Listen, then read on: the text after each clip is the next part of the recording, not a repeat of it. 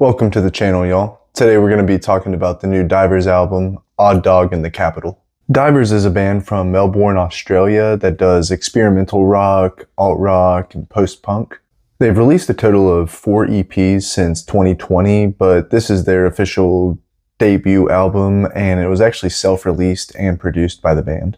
I honestly don't know much else about this band other than that they're 4 friends who got together in 2019 and decided to start making music. So getting into the album, the cover is a picture of some suburbs at around twilight, and there's a little cartoon blue dog down in front, and he looks very angry. It's not an incredibly long album with 10 tracks at only about 36 minutes long. The opening track on this album, titled Plans, begins with this psychedelic guitar that sounds like the notes are melting as they're being played. This is a pulsing track that has just such a trippy guitar that's so mind-melting. The pulsing instrumentals continue to intensify as the track goes on, and I would say psychedelic noise rock probably best describes this track. Next we have the track Head Chef. It has driving and raucous instrumentals with a very groovy tune, with fuzzy, distorted guitars. It has a great vocal performance as well. He somehow manages to sound like 3 different people on this song.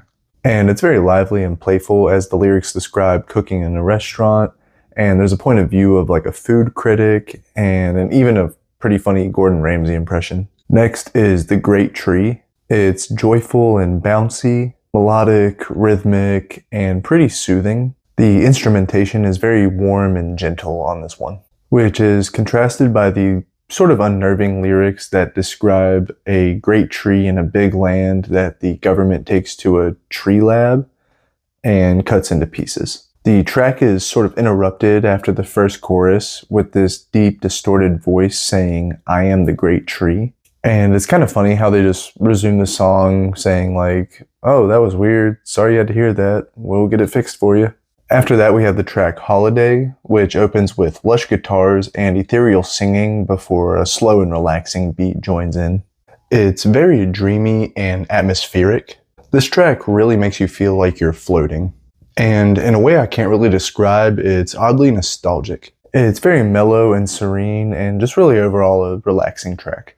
Next we have the track Blue Paint, which is another soothing and serene track like the last one, but is at a faster tempo. However, the intensity and energy does pick up on this one after this sort of like jagged guitar interrupts. And it's a pretty dynamic track really, because it calms back down just for a little bit, and then that guitar hits again and it ramps back up and just re-intensifies. Next is the track Cruisy Confusion. This track has a pulsing beat accompanied by a swinging guitar between the verses.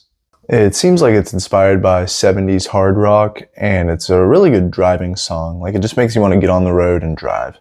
The high, soft vocals are a nice contrast against the heavier instrumentals. And the bridge leading up to the chorus has these droning vocals that just sound awesome. Next is the track Sand Dunes, which might be one of my favorite on the album. It's a heavily layered and textured track, hypnotic and psychedelic. It's got this driving and emotive guitar riff that's unmistakably inspired by some early 2000s alt-rock. The second half of the track transitions into this sort of beach vibe with these water sound effects and the guitar being played in sort of a surf rock style. Next is the track Beep Beep. It has a heavily distorted and fuzzy guitar. It's energetic and fast-paced.